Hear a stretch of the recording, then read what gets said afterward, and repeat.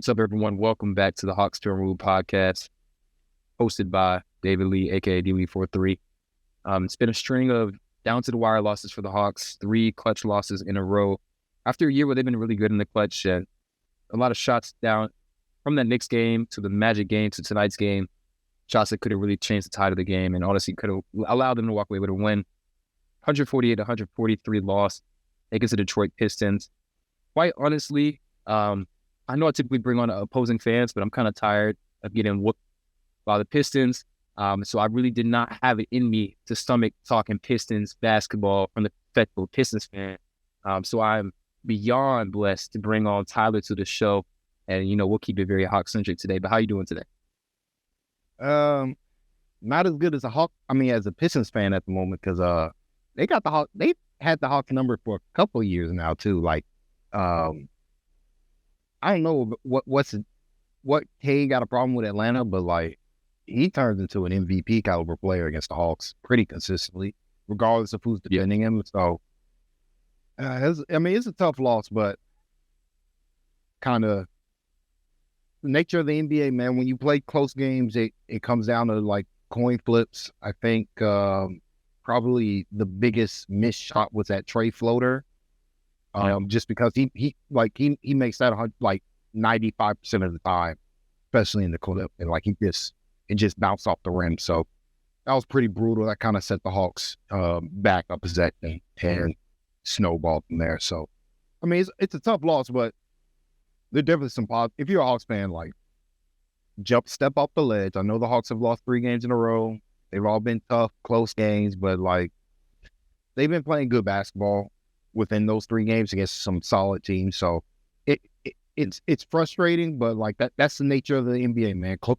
Clutch games, they come down to possessions, and the Hawks have just been on the back end 3 straight games in a row. Yeah, and to your point, not just 3 solid teams, but 3 teams that have characteristics that will give the Hawks trouble, especially with Jalen Johnson out of the lineup. The Knicks are a pretty big team. Orlando, of course, extremely physical. And then we run into Detroit, whom I think might be the strongest team in the NBA. Their point guard is posting up Dyson.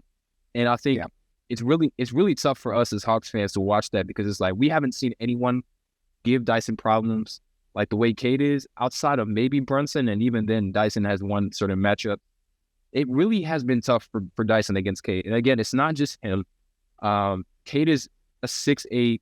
At this point, he's turning into a 2K my player in terms of all the different things he can do. He had his career high for threes in the first half. It's 6. Was hitting them deep, at least 28 to 30 feet off the dribble. Was able to get to post hooks in the lane, was sealing off guys.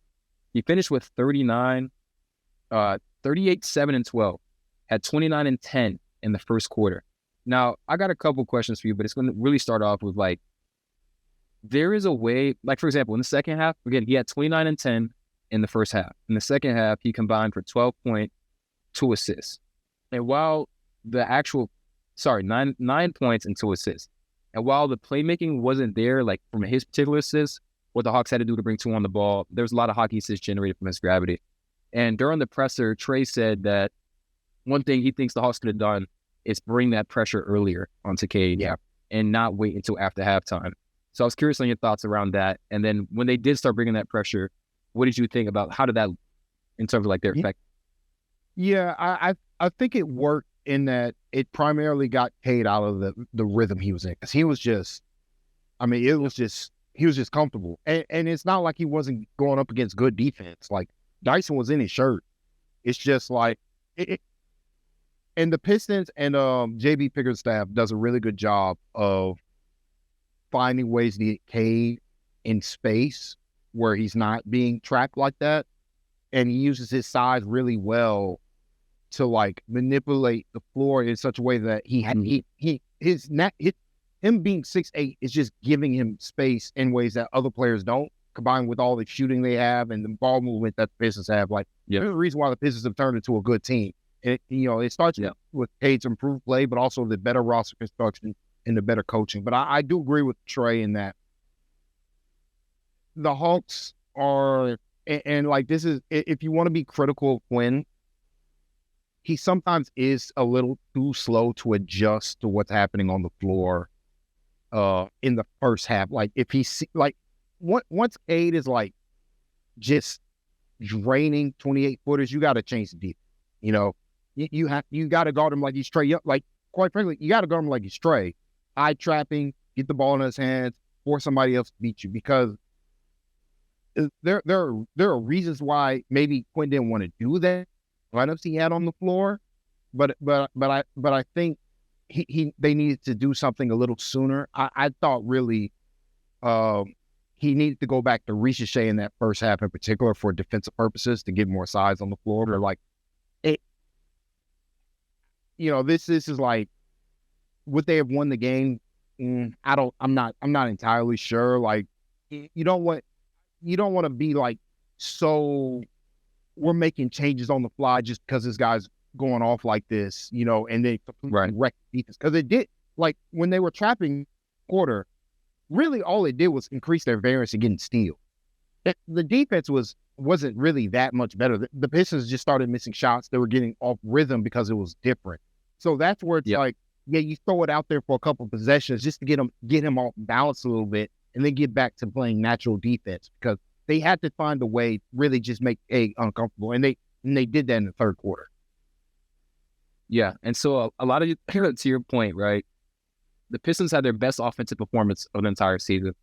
They had I have the exact number. So they at some point they were having the best offensive performance of any team in the entire season. They had an above 74 effective field goal percentage. That was midway through the third.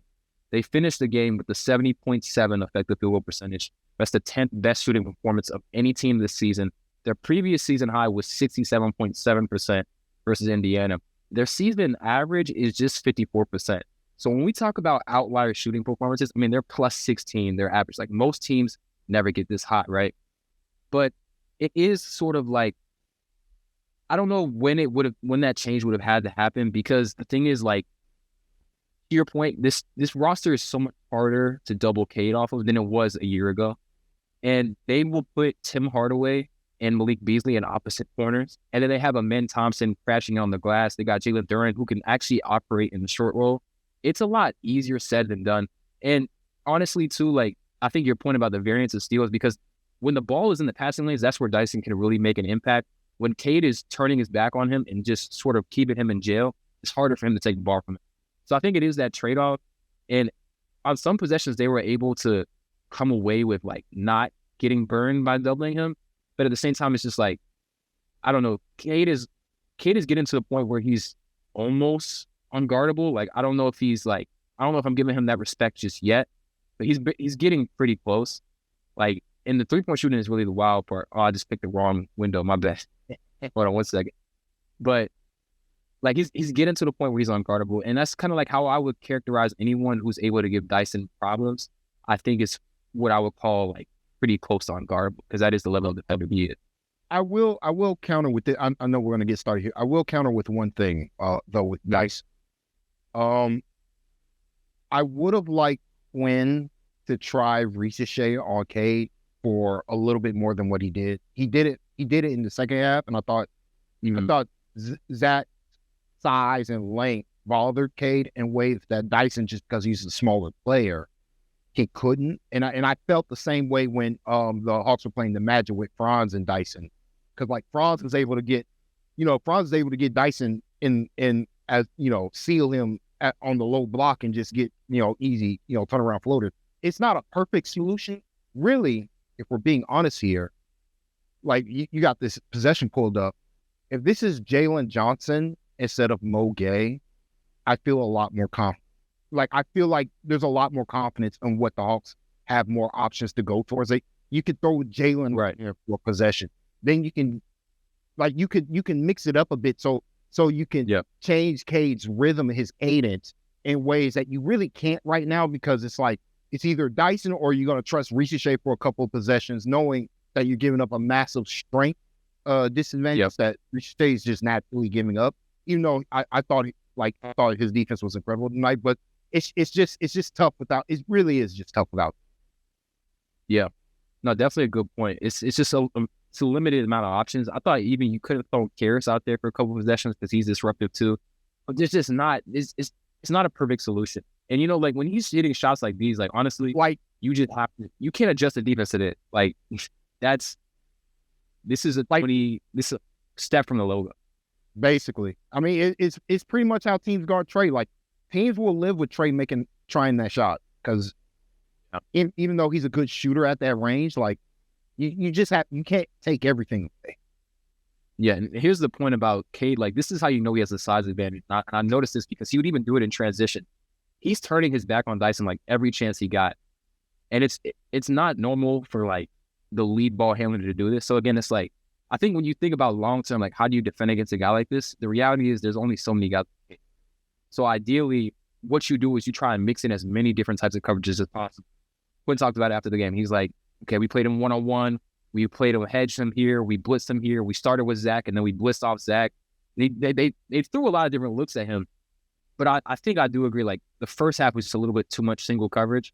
And it's not just, like, out of respect for Dyson. Like, against every player in the NBA, like, I trust Dyson to at least provide some sort of resistance.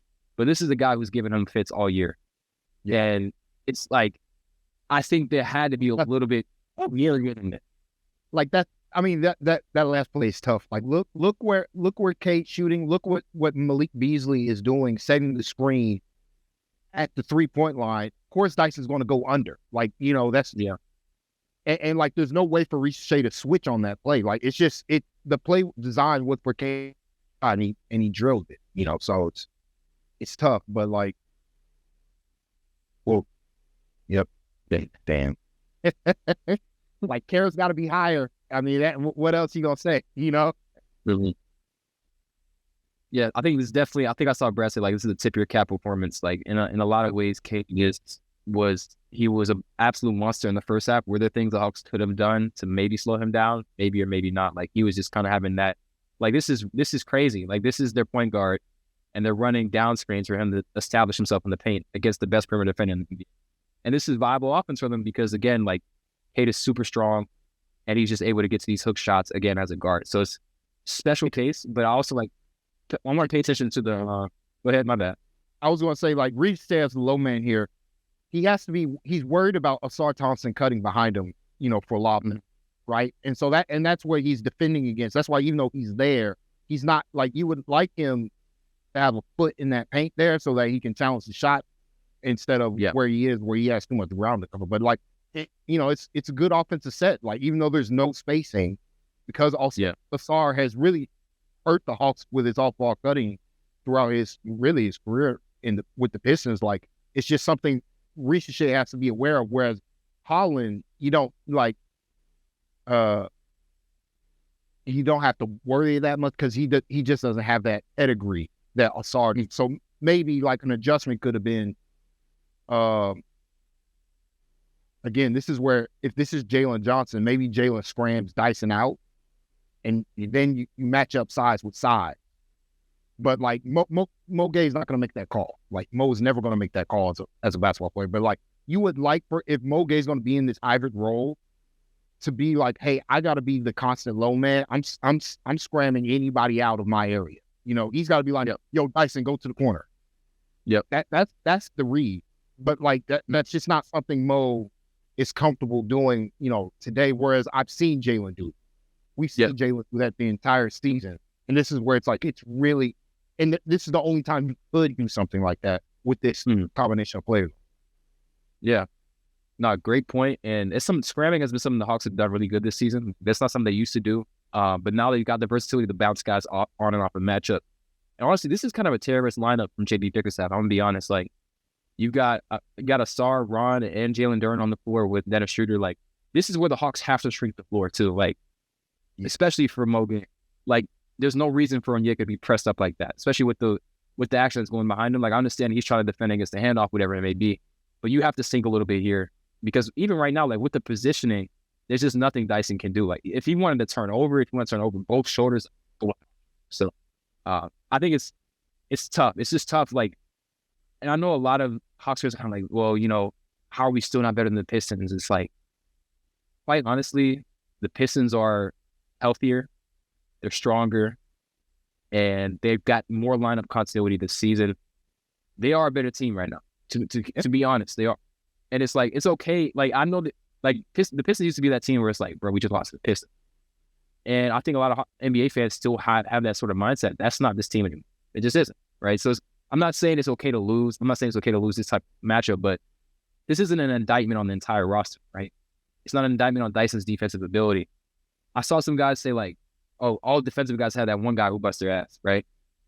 You're not going to be able to stop everyone. All you can do is really try and make it tough on them. And to Dyson's credit, again, he was able to make a difference in the second half. But in the first half, I mean, it was a massacre. Like, this is no other way to put it. Yeah. And like, if you ask Dyson, he probably feels like he could have been better, more physical in certain areas. But like, I mean, it's tough. Like, shit. I mean, he's there. Yeah. You know, what you want, Trae? I mean, maybe Trae could have been more attached there to Cade, but like, great offense, you know? Yeah. And we could also look at some of the, when they ended up switching the coverages. And it was one particular moment. I was like, yo, they just put, they put like 3 guys. Oh, yeah. They were like, no. It was in transition. But it was like, still, they really want to make sure he didn't touch the ball no more. But I'm pulling that clip up right now. Yeah. I don't know. It's like, that's what the Serbia head coach wanted them to do against KD, you know? So if you guys have seen that clip, now that was basically it. They were like, hey, Cade not beating us in the second half. I respect that from Quinn. Yeah. It's like, I know this is doing. Yeah. And he knows too. The other thing is, when you put so many guys on the ball, you have to have the size around you to compensate for the fact that guys are flying around. And if you have Niang as the 4, you're just giving up a lot of size. So I have some examples of that here too. But like, this is also, other thing is like, Cade is still turnover prone. He's a really great scorer. He is still incredibly turnover prone. I'm pretty sure he leads the league in turnovers, and he can do stuff like this regularly. Like, he gets himself in trouble here. And then this is, again, to your point, when you put more people on the ball, you just get more steal opportunities. So great recognition from Trae, Risacher, and Niang here to realize we can force him into a mistake, and he just throws the ball away as he's falling down, and then the Hawks are able to go the other way. And I think they did score on this possession, I'm pretty sure. I think they pulled it out and scored. But and I'll pull up some other clips as I find them about the, like, where it worked, where it didn't. But just in general, like, what do you think about, like, you're playing a guy like that who can still pass? He's got guys who can do it on the short roll. Like, I think some different coaches have different mentalities. Like, a lot of times people say you got to make Jokic a scorer, whatever it may be. I think for Cade, it's like, when someone's that hot, you have no other option. Like, it's not just about, like, there's no other choice. Like, do you think there's any other thing? Like, is there anything else, or do you think like that's really all you can do? I think I just in general, I just think, you know, you're kind of sunk certain nights at the end of the day. Like, overall, I didn't think the Hawks defense was even that bad. It's just a combination of Malik Beasley and Tim Hardaway Jr. are like scorching hot against the Hawks. So it's tough to help off of them. It's tough to help off of Asar because he's a lot that. Tough to help off of Jalen Duren because he's a lot that. It was better when, even though Isaiah Stewart was in the game, because then you saw Kongu start mucking things up a little bit better, a little bit more, just because he's not the lobster and you can get back from. But it's tough when they have those five guys I talked about previously on the floor for the Hawks. I do think overall, just in they should embrace when a guy gets hot like that, they should look to trap him, just to get him off his cadence, and they did do that in the second half. But like, but they went away from it, you know, after that third quarter, really, just because, all right, we got them off beat. Now we're more solid on what we want to do here. We're better, you know, we know how we want to defend it. I thought they were much better in that second half, even though they still really were struggling to get consistency. Yeah. And it's always going to be a cat and mouse game. Like, you're not going to be able to stop them every possession. But I've got a couple different examples in the second half of when it worked, when it didn't. So here is one example where it did not work. So the other thing is, like, they started doubling him really early, which I thought was interesting. He wouldn't even be up at half court yet. So here's Gay going after Cade. They're trying to force him to make a bad decision. Now, I think one of the issues here when you bring Muhammad, and it's like you have to bring someone with length to bother Cade, but as soon as you bring someone with length from on the ball, then there's no other length on the floor. So that's one of the give and takes here. And look, it's already yeah. And also, the other thing I thought was interesting, like they had on this possession, it wasn't Trae guarding. Sorry, but they did have him guard on some possessions. Like this is there's nothing you can do. As soon as the ball gets passed to Duren here, there's just nothing nothing can happen. Like there's nothing you can do to salvage the possession. I think maybe Zach doesn't fly out of him so early, because obviously he's not a threat from there. But what do you think about this possession? Well, the thing is, if he doesn't fly out there early, he's just gonna destroy him at the rim. Like he doesn't have the functional strength to contest Jalen Duren at the rim. So I think he was hedging, hoping trying to meet that. Right. He was hoping. What he was hoping was that it wasn't Trae Young that was the guy behind him, but it was. So, but the thing here is Mo has to know he can't give up this pass. That his hands are down. He can't have it. Look at this play. Like hands aren't up. Mm-hmm. He's got to be aware that is in his that pass in his arm. He's got to have both hands. Like if he's going to commit that hard, he's got to either have both hands high, a higher pass from Cade, or he's got to bail. Like he just has to bail and recognize where his man on the floor. Yeah, sooner. But once it's he's if you're in this spot right here, Mo has to sprint to the front of the rim because he has to know Risacher is going to be in trouble, and Okongwu can't help off of his Okongwu has to help off the corner. He can't help. Right. So on Tobias Harris, Mo's not going to get. There's no way he's going to get there in time. But that's where it's if he gives up that pass, if he has his hands up high, forces a higher pass, Jalen Duren takes some time. Maybe he has a chance to get back into play. That's where it's you got to have high hands. That's what the basketball coaches say. Even though I didn't play basketball, but that is something fairly consistent. That's a good example where it's Mo just doesn't, Mo's just kind of running there in cardio. He's not really affecting the play. And if you're gonna trap like that high, that way up the floor, you got to be in Cade's grill, So it is just too soft from him. Mm-hmm. So here's an example where they were able to get a stop.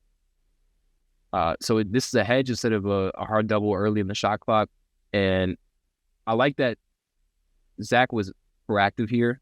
Yep. At this point, again, to your point, high hands. The ball kind of sailed a little bit on Tim Hardaway. Exactly. And then Onyeka was able to force the reverse, and then it ended up being a miss. So this is a much better job scrambling. Zach recognizes that Trae's going to get there in time to actually impact the shot. Hands are high. The pass has to be a little bit high. And then now it's up to Onyeka to make a play at the rim, and he's able to force, a really talented player into smoking the layup. But this is way better than just allowing Tim Hardaway to shoot this three or allowing Cade Cunningham to go unimpeded towards the rim. So again, if you can figure out how to funnel the ball more effectively, you can hedge and you can double. So I thought that was a good example of it. It's just tough with this lineup. Mo's kind of a gimmick player, and so it's just he kind of is right now at the moment. And he's doing his job. But Quinn's trying to just buy minutes with him on the floor, and so it's hard when you ask somebody like Mo to do an advanced defensive scheme like this is right here to really execute it. It helps that he wasn't involved in the play. Trae and Dyson have that chemistry together, and then Risacher just has. Risacher just an incredible basketball. He's playing some great basketball, but this is stuff. He's 19 years old, and he does the fundamentals on defense. And I can't stress to people how impactful that is. This is an impactful play. He's not going to get a steal for that. He's not going to get a deflection. He's not going to get anything for this. But he won the possession here just because of how he closed out the Tim. Tim's not ready to shoot. He knows he's not going to shoot because he's scared of the Risacher's closeout, and so then Risacher is going towards where he thinks Asar is on the pass with his hands up. Like, and that's the difference Yep. between a Risacher and a Mo Gay at the moment. Like, there's a lot more differences, but like just that processing speed that you got to be solid in everything because the NBA, like these NBA guys are just so talented, they will burn you for the smallest stage. Yeah. And it's rare for a guy this young to be this quick processing the game. And you see it in the cutting, you see it in the offensive rebounding. And we'll definitely look at his film in particular because I think he had a phenomenal game. So we'll look at a couple more examples of what the hedge looked like and what the blitzes look like. The other thing about the Pistons is if they're not going to get a catch and shoot three, I don't know what it is about Tobias Harris. He could sometimes be a mismatch killer too. So here you're going to see the Hawks. This is actually what I liked about this possession is like you see Onyeka and Terrence Mann kind of switch very seamlessly here, right? So you're going to see as Beasley comes through this, he's killing us. Onyeka steps up. He's like, okay, I got to close that gap. And then Terrence Mann is able to get off of Isaiah Stewart. Now the Hawks are playing well. They're in good position. Niang is caught a little bit out of position here. And this is where it's like, I understand why he wants to come over and help. At this point right here, it looks like Isaiah Stewart could slip to the rim, right? It looks like because both Mann and so Niang, to his credit, he recognizes that could be open. He gets over, but he just isn't able to move all that. And he's telling Levert here, hey, like Harris to get Tobias, but he's not hearing it. Like it's missed. I mean, Niang, no, like it. That's tough because like both of them, and it's that hesitation where, these two guys have played together. They probably haven't played in this defensive scheme together. Yeah, if that makes sense. Like they came from the Cavaliers where they got Mobley and Allen, and it's. Pretty sure it's primarily drop cover. This is a lot more nuanced and complex where it's like, okay, Levert, you got to recognize I'm slow. You got to get the bias. I'll take Asar Thompson near the rim. I can box out with the best. And that's something where they watch the film.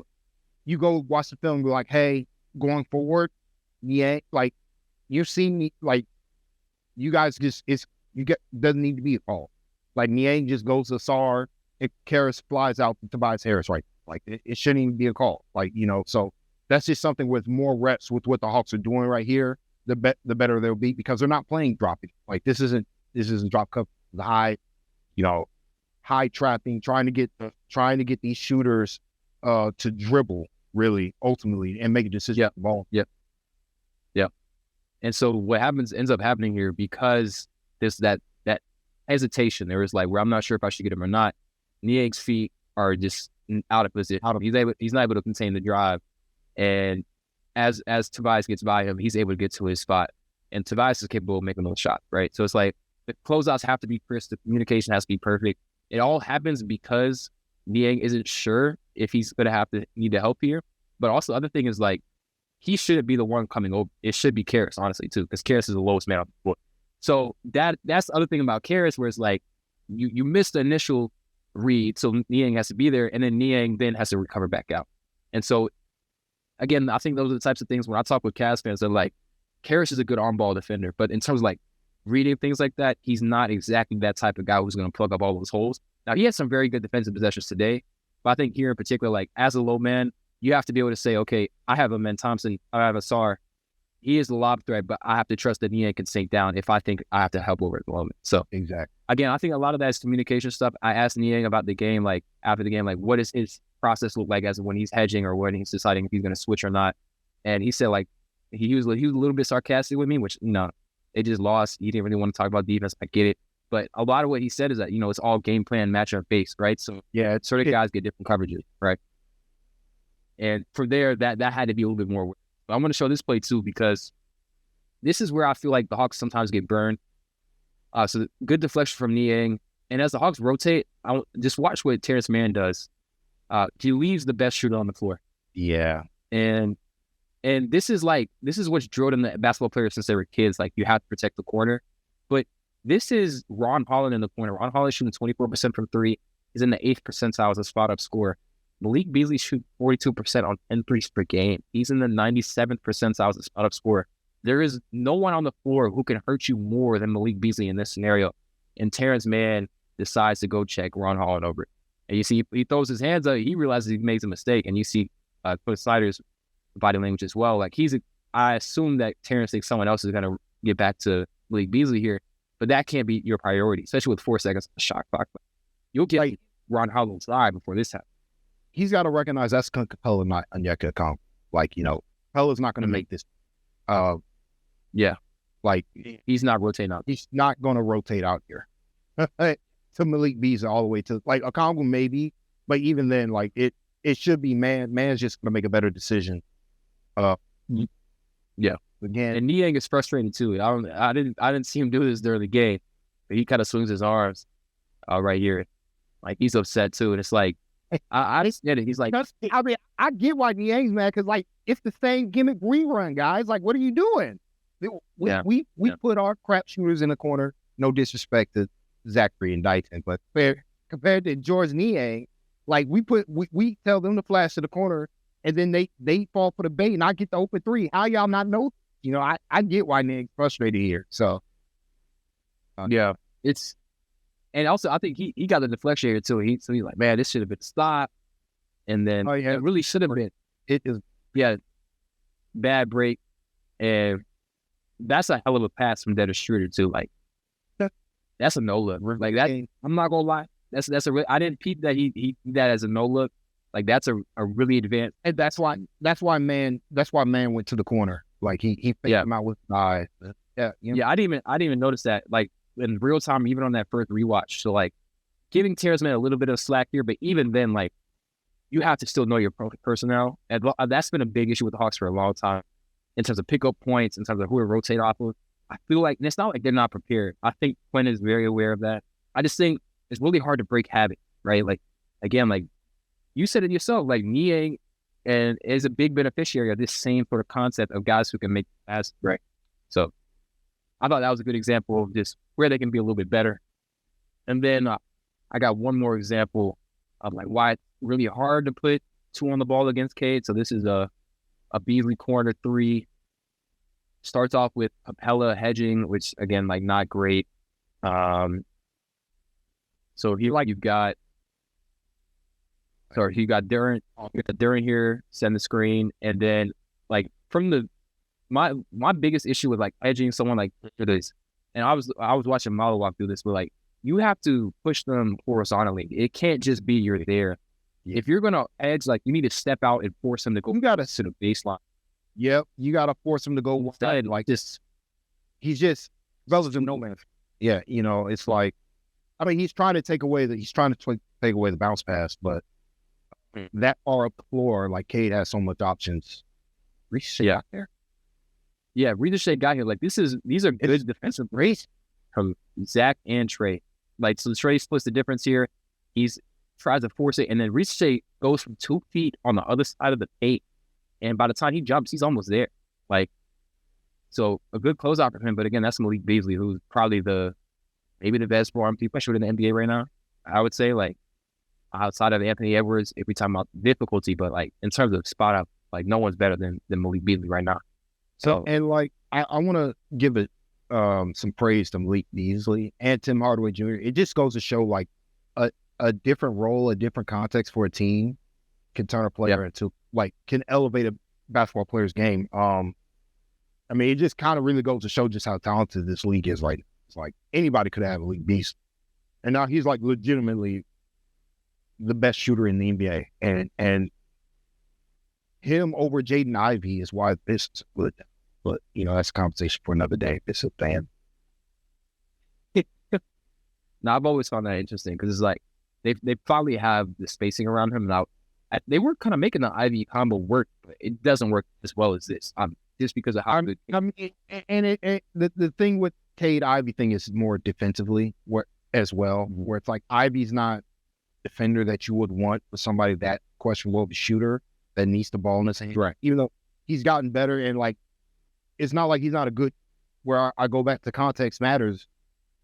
I just think him and Cade fit's not great. Where you can see where it's like, well, if I just have a pure shooter next to Cade and have somebody like a Dennis Schroeder type of ball handler, that's kind of all I need. Like I don't need, I don't need the all-star talent that Ivy is necessarily with Cade. I need more guys who fit better what Cade's trying to do offensively. And like Beasley, I mean, can't shout out to Beasley. You know, he was talking his talk and he walked it tonight because he don't miss against the Hawks, bro. I think he wanted to be an Atlanta Hawk. I think he's from Atlanta, but like they never. I think they tried to get him. This was eons ago. They tried to get him I think like earlier in his career, but they couldn't swing a trade. But he wouldn't fit on the Hawks like Trae and Beasley small. But like you pair Beasley next to a big wing creator like Cade, it's magic. Yep. And then I got one more example before we jump into like what Risacher did tonight, because he deserved a lot of respect and praise for what he did. I was like super impressed with him. He also got. I was mad I missed it, but like after he hit that three, he got super. Yeah, yelling. I just love when he does that, because I feel like you see more of his personality when he gets fired up. So this is like kind of like the bind that Pistons put teams in. Like you got 40% 3-point shooters essentially with Cade running off. And this is like where you said, okay, like we're going to trust Zach here. Like trust Zach to try and contain him. Offensive foul, like pretty blatant, but they never going to call it, but because they just assume he's too small to handle that. And Clint jumped in the air there with proud Jalen Duren, but the kick out comes. It's good. You know? Like it's good defense overall though, because like Capella's where you want him to be. Niang just knows once he lets that pass out, like it's over. So yeah, I mean it's great. It's a great play by Duren, but like Niang has to be here because Capella committed due to Zachary getting offensive foul and not getting the call. Now if Trae would have done that, they call that 10 times out of 10 with Trae. But like Trae's just a quick aside. Sorry, I don't mean to go like no, you're good, but like whenever Trae tries to do like the Shea Gildress gimmick or the Jimmy Butler gimmick, like he did the Jimmy Butler gimmick. He got the foul, but smartly the Pistons had to review in the tape. But like they don't give it to him. Like I get why Trae gets frustrated with the referees, just because it's like other elite stars get this, but not my skinny butt. I think it's just something where he's just not. They know he's not strong enough to naturally get that chicken wing out and create that separation. So they kind of ding him heavier than bigger players. Yeah, I think there's an assumption from officials that like this is a really big dude, like he's just going to move guys, versus he actually just extended his arm. So it's unfair, and I think hopefully like that's something Jalen leans into more, or like Risacher and Dyson as they get bigger, because like it's obviously a cheat code. If you have the size, like Dyson should be using his off arm the entire game. Yeah, like on offense, like every offensive player does it to him. So like if he can get that down pat, we're talking about a different caliber player with Dyson. But that's we talk about that maybe another time. Yeah. So actually, even on that possession, I actually don't know if it'll show enough clip, but that possession. Here's basically the possession that kind of lost the Hawks a game before we get into the Risacher stuff. And actually, before we do that, we'll also look at like Trae's last couple possessions. But this shot came after Trae's three, which we'll look at after, right? I asked Niang post game about his approach to switching and hedging, and he walked me through this scenario, and he said, "Okay, here my job is to try and show on Cade." And again, unfortunately, the clip doesn't go back far enough. But basically what happened here, Trae was matched up against Dennis to start off. Yeah. Or they even ran the pick. They scrammed Trae to Tobias Harris. Dennis Schroeder came to set the pick with Niang. They hedged, and then Niang had to recover back to Dennis Schroeder. And so what Niang said is that as the veteran, he should know that Dennis Schroeder, again, the fastest player on the floor, is going to go to his right hand. Hawks fans know that Dennis Schroeder's left-right crossover is nasty. And he's going to go to his right. And so what does he do? He goes to the left-right crossover, the little swipe-down move, and he's able to get the and one after generating content. And so from the actual construction of this play, the Hawks did everything they could to try and get Trae out the action. Niang's in relatively good guarding position. And I think that was a mistake from Niang. I actually talked about this on Blue Sky a little bit. I disagree with Niang originally scramming Trae out of the action, because Trae and Dyson have been did the entire fourth quarter. There's probably plenty of clip of them scramming this exact action where it doesn't hurt them. Like, to me, he's got to trust that Dyson and Trae can make this work. Because, like, if this is Shooter trying to drive on Trae, I'm fine.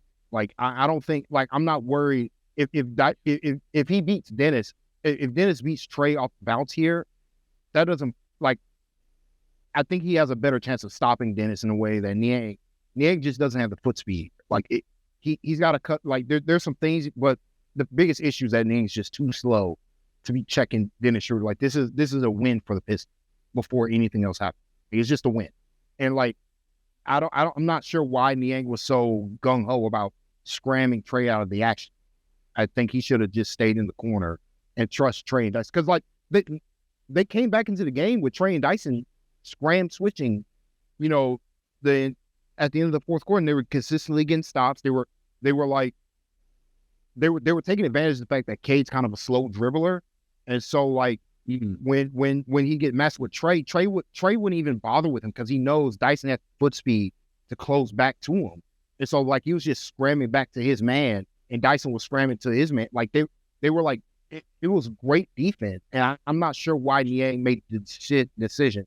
I know you guys didn't see this, but, like, I don't know why Niang made that call to, like, scram Trae originally out of the play. And I think that's something they're going to talk about and be like, what we were doing was working. Like, small pick and rolls like that. Like, we've kind of masked, me and Dyson particularly have a good chemistry on when to hold, when to stay with my man. Like, we have a good chemistry there. Like, you got to trust us to be able to execute that more than Niang trying. I understand it's good intentions. Like, you want to get Trae out of the act. That's understandable. But, like, to me, he just made a bad initial call. From here, it's just like, did Dennis foul him? Yeah, but, like, they never called that for Dennis. So, like, you can't let him get to his right. But, it's this is just a win for the Pistons without anything else happening. Because they will feel like they're going to get a good shot from this point. No, yeah.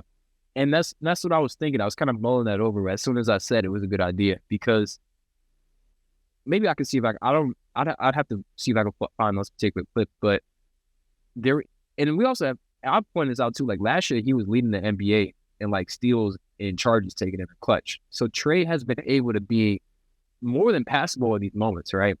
And honestly, this has kind of been something that Niang has done multiple times. He did it in New York too. Like, he would sort of, like, aggressively switch on, like, we needed him to do that. You know what I mean? Like, Dyson can get back to the guy on most actions. So I wonder if this was something. I don't really know. I think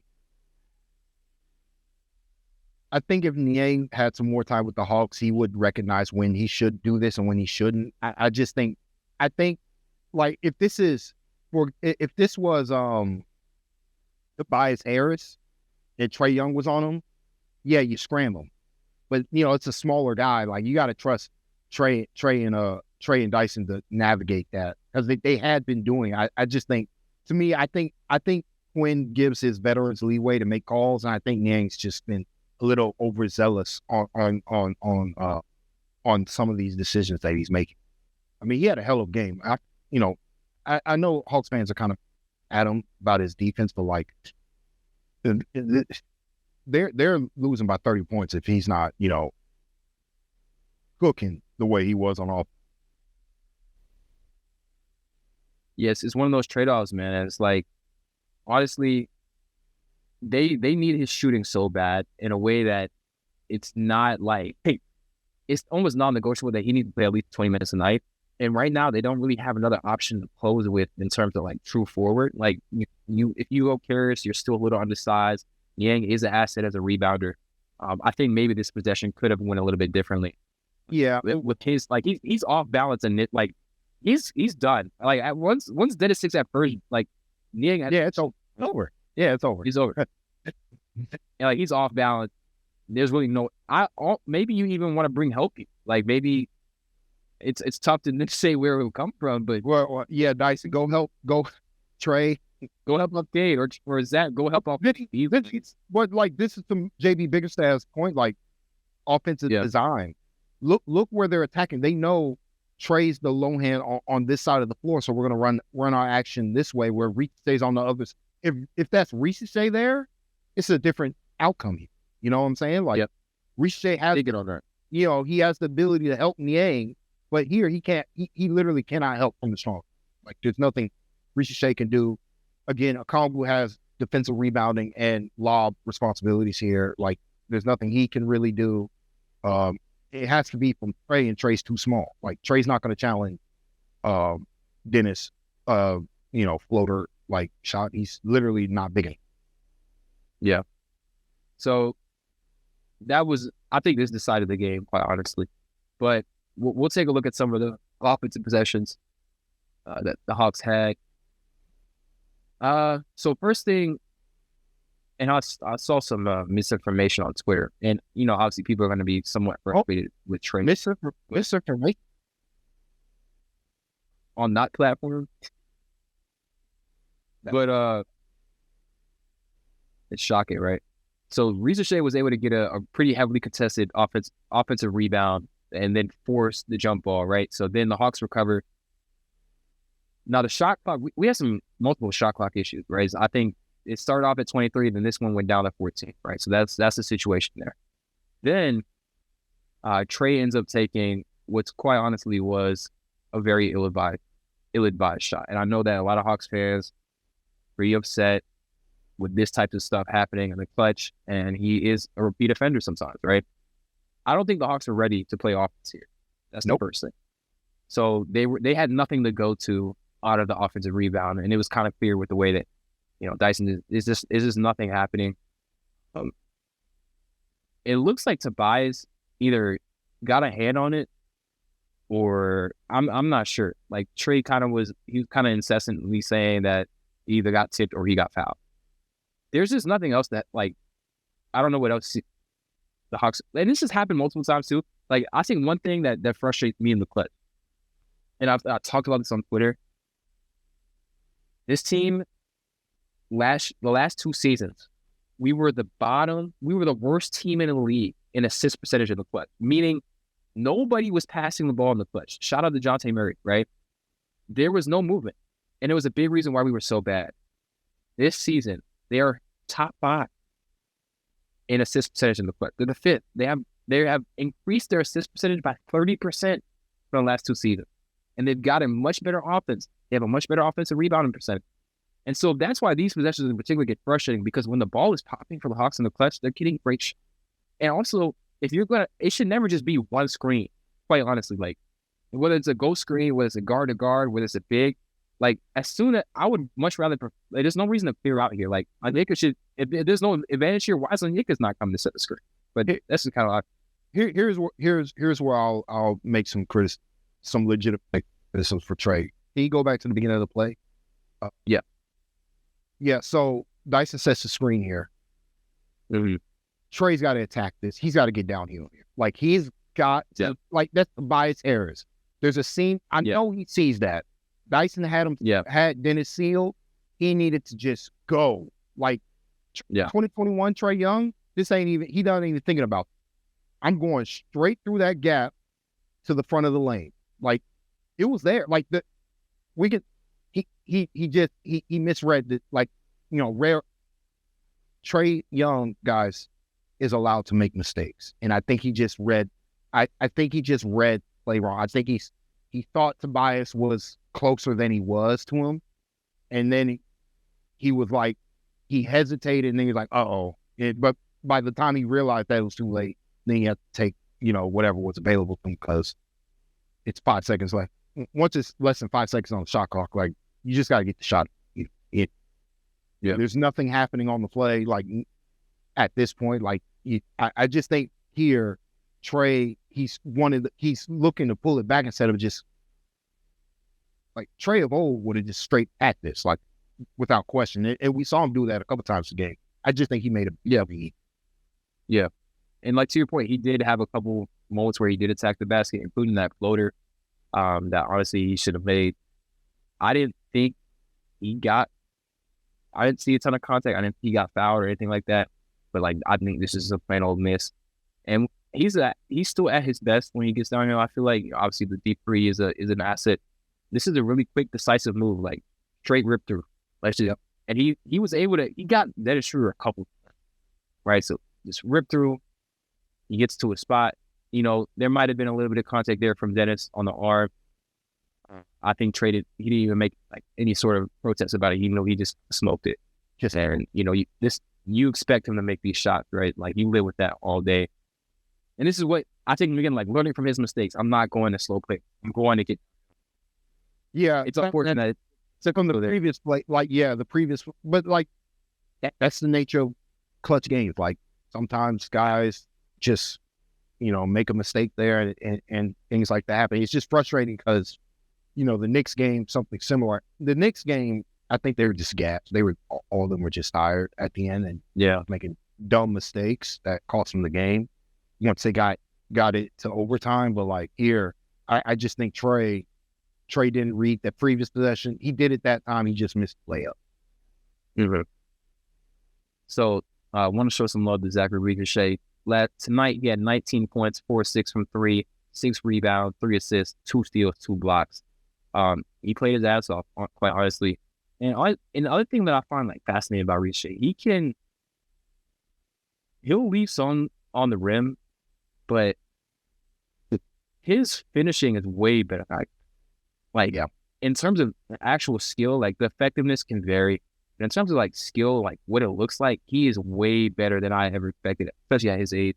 I really love when he pushes the ball up the floor, thinking like he's smart. He's gonna find these pockets, right? So the ball is gonna get pitched back to him here after he pushed the ball up after the rebound, and it's just slowly getting his feet set. He's really good when he can really set his feet. I feel like the 3-point shooting has been much better as of late too. He's trending above 40% over the last 10 games, and I love when they look for him to get actives like this. Like overseas, it's just like a jump shot. Like he just has so much better balance than what he was. Mm-hmm. Really, before he might have been really hurt because like his like form was just way out of whack from like the hip up. Now it's kind of more like it's an up and down like. And it looks great. And honestly, he needs to be more aggressive with his jumper, just in general, just because of how good it looks right. When you're shooting like this, like go ahead and let it fly because Hawks need dolphins, brother. Like especially when Trae's off the floor, like somebody got to put the ball in the basket. Yeah, and I think he'll be a really big weapon out of like Spain pick and roll, like kind of similar to how we used to use Bogey a lot as that back screener. He's 6'10", he's fluid, he can put the ball on the floor. And if he can pop out and shoot shots like these with confidence, he's going to be a really big asset for the Hawks offensively. And honestly, like that's one of the silver linings of the Jalen injury. Like it's going to force him to try and figure it out more. Like this shot is crazy. And again, like he's just so smart. Like he's going to find this little crease off that he can cut into. Pistons are scrambling. They've got guys out of position, and he's just able to find that cut Cade right here. Runs into like a mountain and just flips it up over with his left hand. Like that's super audacious shot for someone so young too. You feel me? Like I love that he tries things like that. Sometimes he's fucking off. Let's be honest. But when he makes it, it's like okay, well, you know, like I like that he's at least trying because there really isn't any other way for him to shoot the shot. You know, like he's not gonna be able to bring it around through his arm. Like the only angle for him is to flip it up over his head. That's basically a no. What I like though is he went with the intention that he was going to get fouled. He knew he was going right here. He knows he's going to get fouled, but he knows he's not going to get the call unless he goes up front. So there's going to be a lot of contact. And so he does a really good job of getting the foul. And then it's like, whatever, I can just, you know, that just speaks to his kind of his natural talent level that he can, you know, pull stuff up. And we've seen him do that. Now, like you said, sometimes he smokes it. Like, what the hell was that? But when you're 6'10" and you're really athletic and you're fluid like he is, like, go ahead and try it. You know, And you're probably going to see more stuff like that until he gets the strength where if he has a strength, like he's knocking Duran back when he has momentum, like, and just shooting an easier shot. Now, the athleticism part is playing me because I saw someone say like Risacher was one of the worst combine athletes. There's a difference between like NBA athleticism and combine athleticism. You know who was a great combine athlete? Reed Sheppard. And look how he struggled. So, time out, David. Who is this? Who you talking about yourself? No, it wasn't me. No, I saw. No, I'm talking about back on the pre-draft days when the combine numbers came out. No, I didn't say he was bad. I wasn't blown away. That's all. Like, well, I mean, yeah, it was bad. His combine numbers were bad in the sense that European basketball players don't care about the combine and they don't train for it. Whereas Reed Sheppard was a pure gimmick. You know, I'm gonna do the wingspan gimmick to get my vertical, and like I'm gonna train for the vert, the 40, all that good stuff that doesn't like the NBA. The only thing that matters at the combine is your wingspan and your height. Like everything else, I kind of don't care because if it doesn't translate on the floor, it doesn't matter. One of the best athletes of all time, like Josh Smith, he had a great vertical, but like I don't think his other combine stuff was that impressive. But you watch him on a basketball floor, like just natural fluid, track athlete playing on an NBA floor. Like Jalen kind of similar in a similar way. I don't think Jalen went to the combine at all, but it's just like really throw combine stuff out. Like it's just not pertinent information to NBA fans. It is for teams just to see what guys need to work. Yeah, I think as I've been trying to develop my draft philosophy, the best way to understand a guy's athleticism is just to watch him play, because that's when you see it when it's a functional state. There's a lot of dudes who really perform well with combine that aren't functional NBA players this year, past year. I think that it is in certain things like agility and stuff, like that can be helpful. Like Donovan Clingan was really bad in some of the agility stuff. Zaccharie, like obviously those are things to be expected. Yeah, I think the raw wet on film. Yeah, you can see that though. But like, go ahead. No, I was just gonna say, like, you mentioned too about how Zach went up knowing he was gonna get fouled, and that's not something he consistently does. And it's, again, like he's learning, and he also doesn't get the benefit of the doubt a lot. But what they do, I like that they do is like they run a lot of the first actions for him when they open up a quarter or open up a game. So this is incentive for him to curl and get downhill, and he feels a little bit of contact, and he sort of fades away from it instead of leaning into it. Like there's opportunity as he gets more skilled, more crafty, a little bit more craft. He's gonna figure out, okay, like slow step here. I can lean into him and draw the contact, right? So there's opportunities here for him to make it a better shot. Because like he has Hardaway beat initially, and he needs a power dribble instead of it's like this is an okay shot, but like here, power dribble to the front of the rim here, like or like put him in jail. We've seen Risacher put guys in jail sometimes too. Like you have him beat, keep him there. He kind of concede when he brings the ball up high, like this, like going to do the George Gervin, layup. He loses his physical advantage there, and it's easy for Tim to get back to the play. So he's not getting. Yeah, he's creating separation, but he's also drifting to the right more. So he's getting further away, but he's also allowing that gap to widen up. This allows Tim Hardaway to drive down on him diagonally. So again, like, something he'll get better. Yeah, like that one pickup, he needed to do a power dribble into like the football carry that you see. James Harden was pretty great at with his look. Right? It just needs to be boom, power dribble, move there. And then here's the other example, I think, where I think this is the one where he missed a layup, or this was, I think, a missed three. Look, that was a good look. I think this one is the one where I really felt like he was super tentative here. Like he's got a lot of space to work with. That's not gonna cut. It just isn't, But and this is a huge contrast versus when he drove into Jalen Duran and he accepted the contact. Like you have to eat up the space here. Like you have to engage Isaiah Stewart and drop it off to Onyeka, or you have to engage him and draw the foul. He kind of does neither. And again, like that's a nice touch, but the shot, and but like you have to draw the foul. You got to get the jump off. There's a better shot to be had there, and free throws to be had. If he's able to make that contact. And then just want to look at a couple more of the threes because I think he had a nice little moving three. He had a moving three against was it Orlando or New York? One of the. I think he had one against nice. Yeah, it was New York, I think. So here's the and one, and then he hit 2 threes in the fourth quarter as well that were huge. Trae I didn't love that shot either.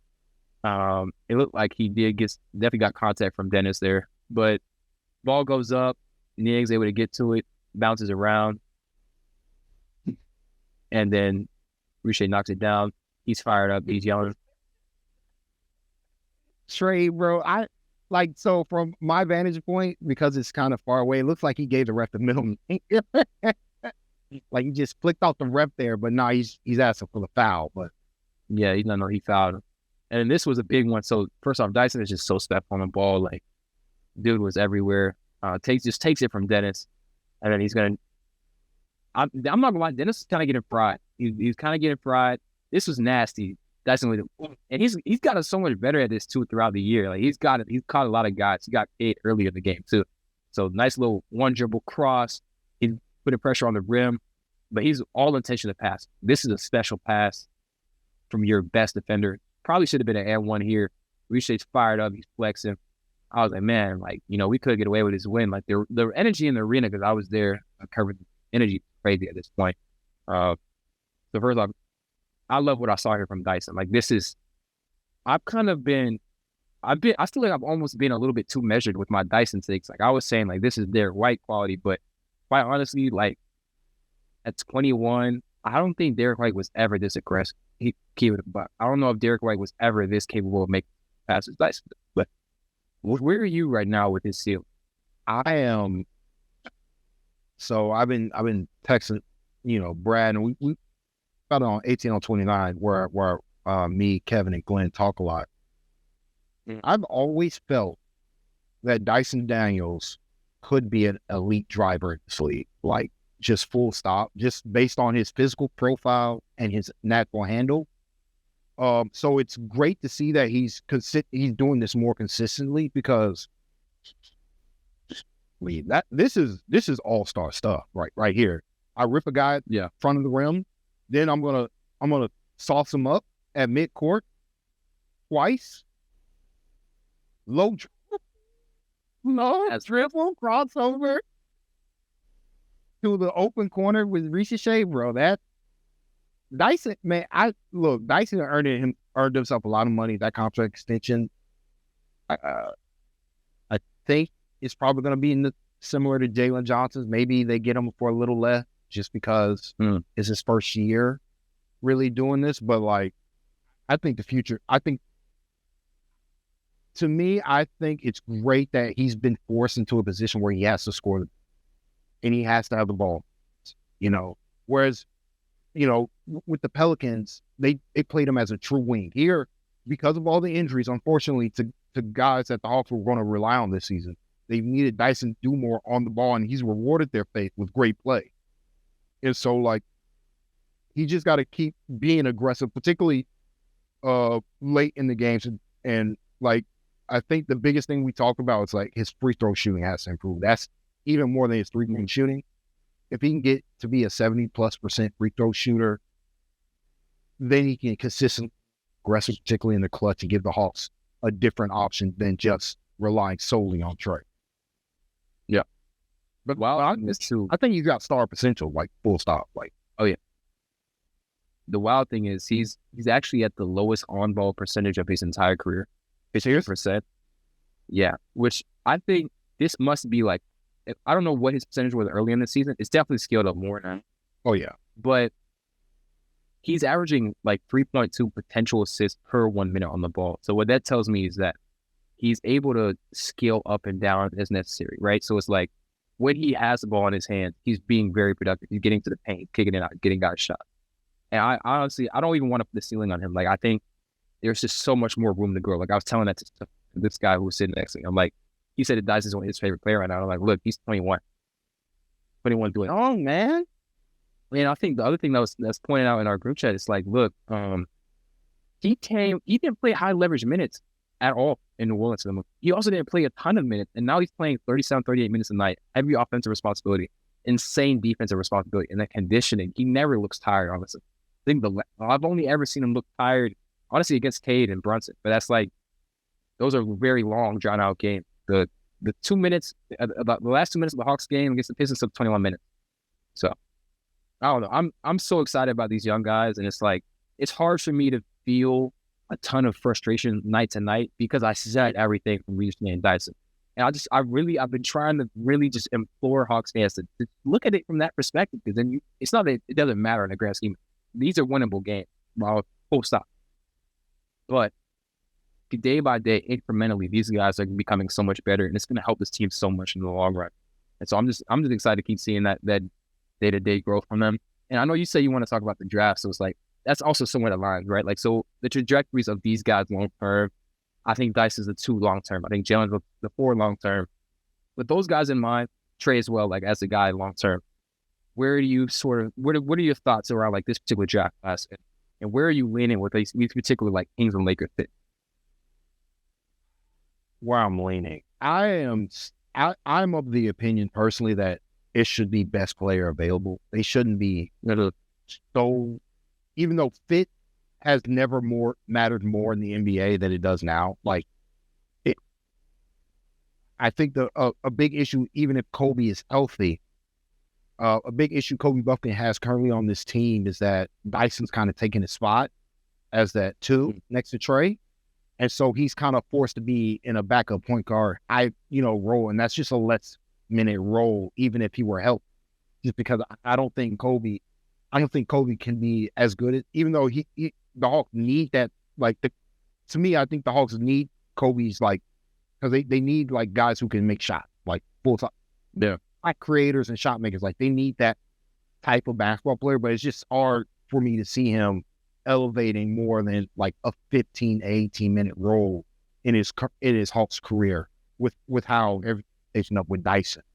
But, that aside, they shouldn't be looking to draft we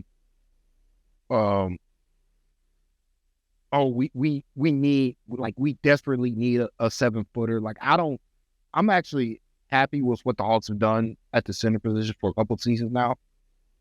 The issue to me still is they don't have enough those hybrid 3-4, 4-5 type of physical athletes who can move like Risacher, move like Jalen, move like Dyson Daniels with their size. I want another that archetype of player on this team to so that if somebody gets hurt, they're not totally because the reality of this current season is that once Jalen Johnson got hurt, all upside kind of went out the window for this Hawks team. They just you can see we talked about Mo and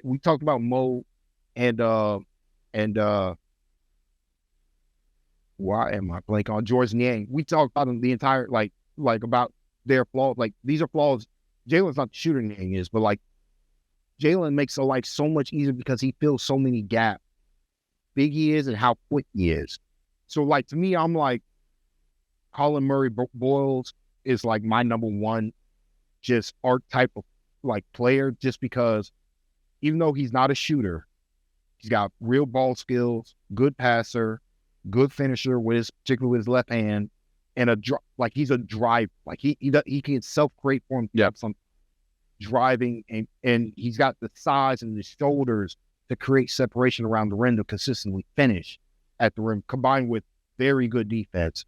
Low center of gravity, but strong, so he can push guys off of their spots, potentially place a small ball center.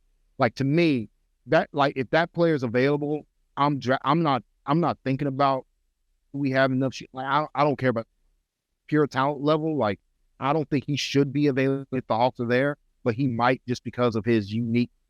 Because teams don't. I think teams too often overthink talent when it comes to draft. Because we need this guy to fit in this perfect box. When that's how you let Atari 17. It's just That's how you let Jalen Johnson go 20. Oh, he's not a shooter. Does he need the ball? What does he actually do? Is he actually a center? Like, how do we use him? And then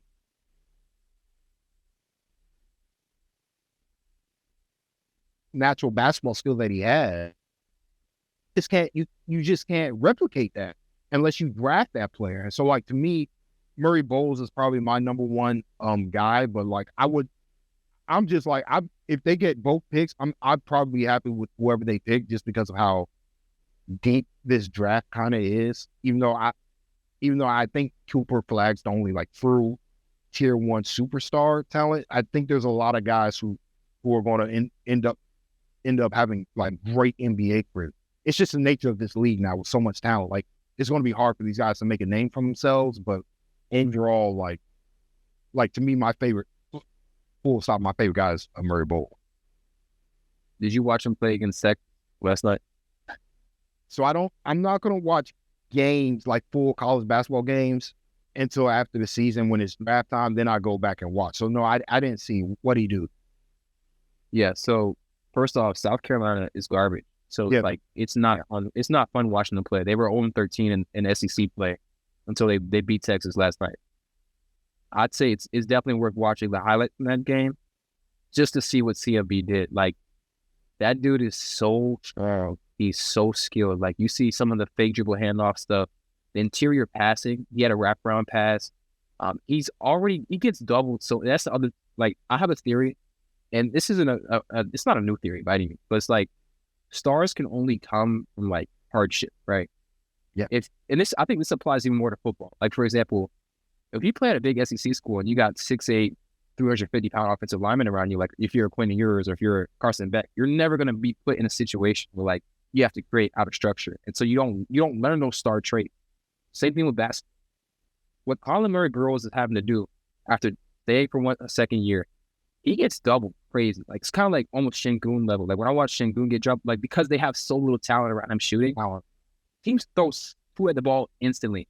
And CMB is getting so much better at reading the floor, kicking it out, cross-court passes, knowing how to spin out of certain situations. I think it's going to be so good for him because I think, honestly, he's going to scale down the offensive time in the NBA, especially as a rookie, right? The defense is legitimately special. He can switch. He has fluid hips, quick feet. I love him a lot, too.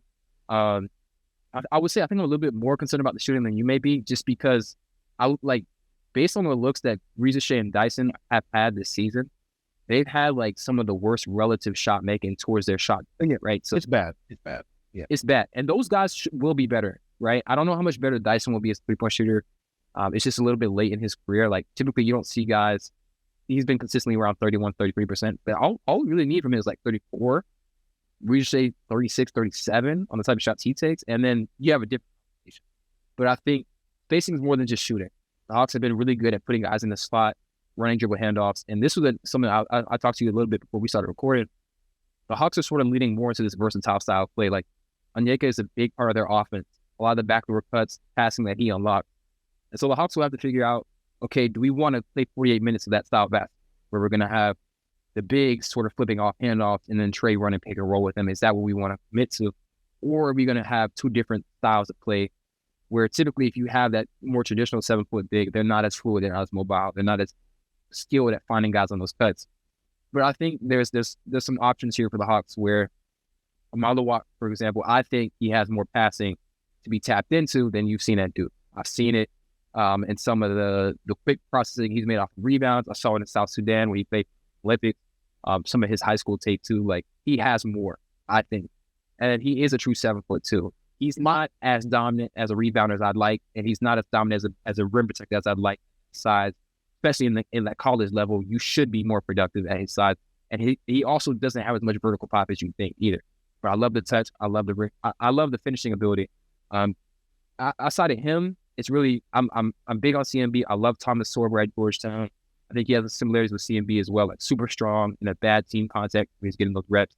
And then those three are probably my guys I like the most. And then I like Liam McNeely a lot.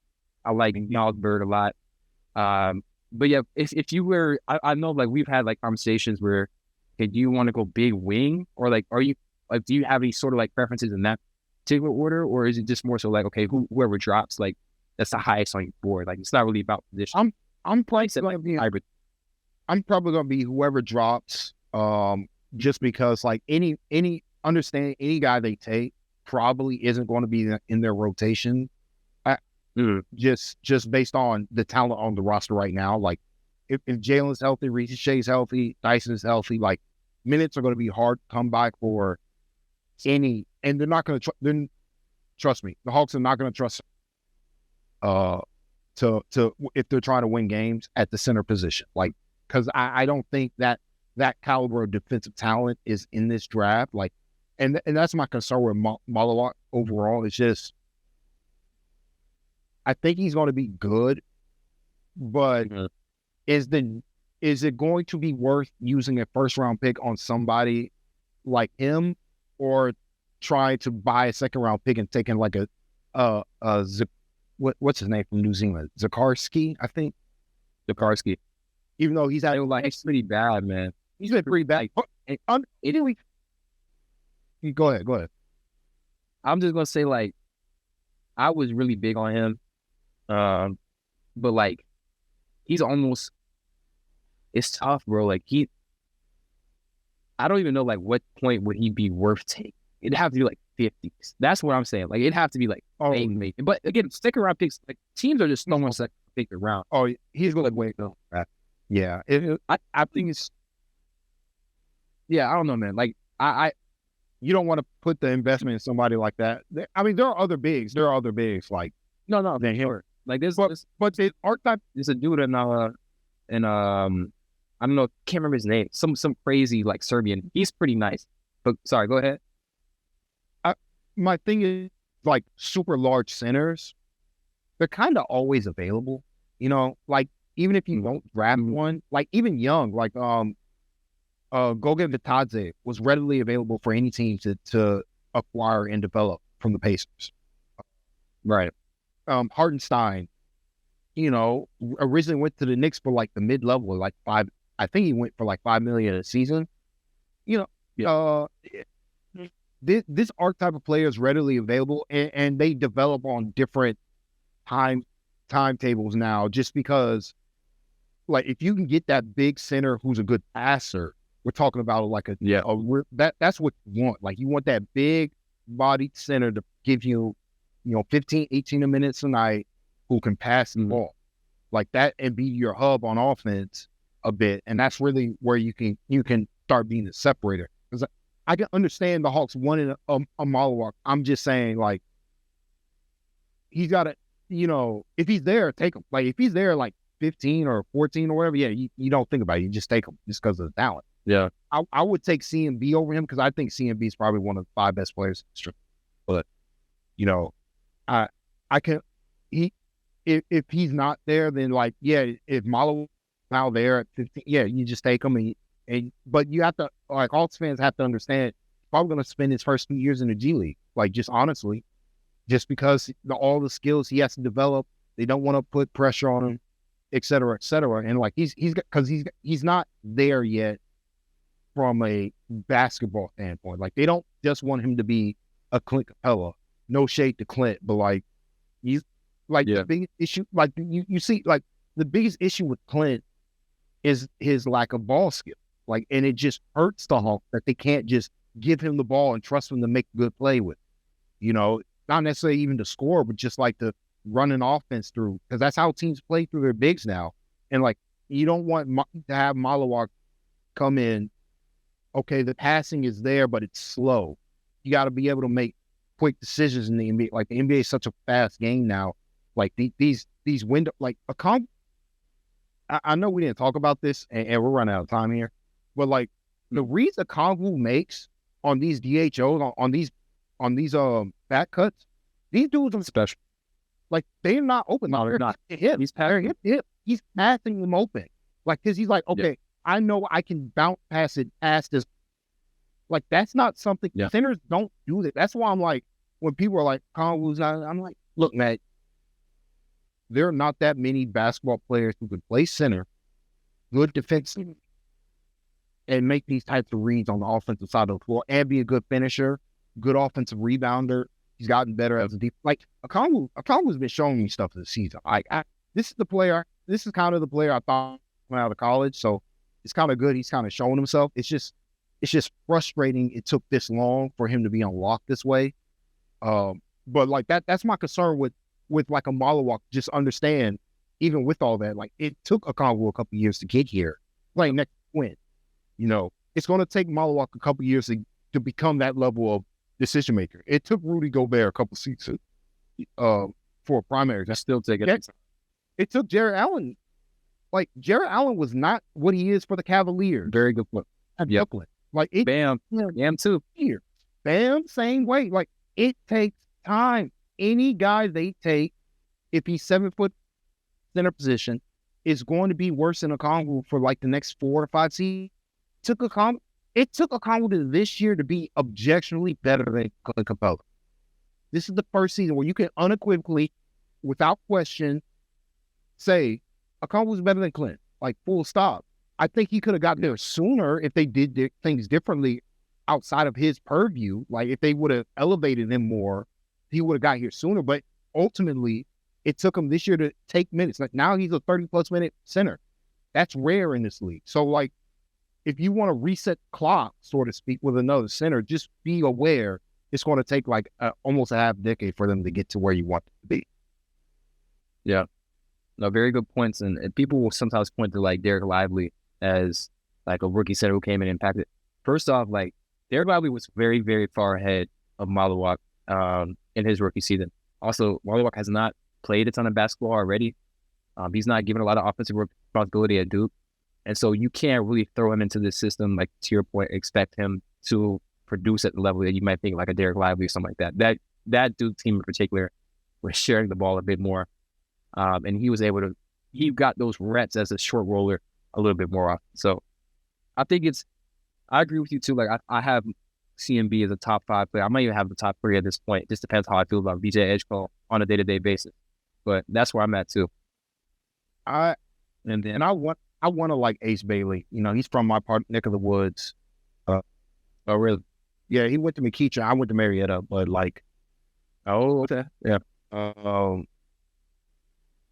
Yeah, it's a lot of DeAndre Hunter in his game. It's a lot of Harrison Barnes. I'm like, there's like where he has elite traits, but like compare his processing to what Risacher is doing, and it's not. Like, no, it's not. It's just not quote. And like, it's going to take like Ace got to go.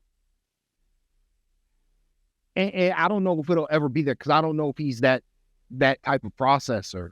So it just comes down to like how great of can he be Michael Porter Jr. level of shooter? That's kind of where I'm kind of at with him, because I mean the natural talent is there, but yeah, it's just it's the game feel. Like it's something that goes beyond just even the metrics, where it's like, and you're just worried that doesn't have the natural feel of an NBA play, of a good NBA. I have to say he can't be good. Like DeAndre Hunter doesn't have that, and like he's worked. To DeAndre Hunter's immense credit, he's worked his butt off to become a good NBA player, despite his lack of feel for the game, like his lack of peripheral skills on both sides of the floor. Yep. He's turned himself into a good player in spite of that, and I think Ace Bailey can get there sooner because he's more naturally gifted than Hunter. But like, I think if you're drafting him that high and expecting like him to be a Kawhi Leonard type, like that's not. I don't think that's in the table. Where Cooper Flag, I mean, finally the great white hope has come home. Even though it's frustrating. A light year for that. Yeah, I mean, yeah, it is. Little Jean, shout out to him and the Eagles. But like, no, white boy's been up, man. I need a cultural reset, honestly. Hold on, time out. It's a lot of W. So like, this is gonna be the last thing we talk about because I gotta go. But like, I know you're a Ravens fan. Mm-hmm. How did you feel about that DEI MVP, Josh Allen? I don't know, man. Like it was. I think the argument it's bad because it's like I almost feel like Josh had a better case last year than he did this year. He did. I mean, yeah, there was no one like Lamar had damn near a perfect season. I mean, like what he was doing with the RPOs, the EPA numbers, he was incredible. I just can't respect the amount of turnovers Josh Allen has. I think he's a very feast or famine player. He's special. He's still special, but it's like I don't think he deserved. I think if it would have been flip flop, respect. Yeah, I think it was a Jokic and Embiid situation where it's like they don't want somebody to have this many MVPs and this guy not have that many. When the gap, if there is a gap, doesn't really exist. It's more like the context of the season. But it's just funny that Allen lost out on like all pro first team, but wins MVP. Like that's one of those where I'm like, all right, voters, what are we doing? So yeah. No, but I definitely appreciate you, Tyler. I know we went a little bit lost. I appreciate you taking the time. I know you sort of have made a migration away from where we used to be able to find your takes, so let people know where they can find you. Yeah, you can find me over at Blue Sky. I'm actually a not CANAANSI 2x4 over on Blue Sky. I more or less post the same stuff I was doing on X, as certain somebody likes to call it. So like if you want to follow my game stuff where I'm like, Capella, how'd you drop that pass? I don't say it like that. I say it with a little more spice to it, but like that's where you can follow my content. But also, again, ATL 29, me, Glenn Willis, KL Chenard. We do a semi like bi-weekly podcast every like twice a week, 3 times a week sometime, where we just talk about the recent stretch of games and what we're seeing on the floor. It's like the thing about me and us over at ATL 29, we're not going to waste your time with like the gossip or the gimmick that drive ratings. If you want pure, we'll talk about the Hawk, come check us out. Yep. Y'all definitely make sure to check him out. I'll have his stuff linked in the description. Again, thank you once more, Tyler. And to everyone listening, Hawk fans, please focus on the process, not the result. You'll be a lot happier. And y'all be safe. See y'all the next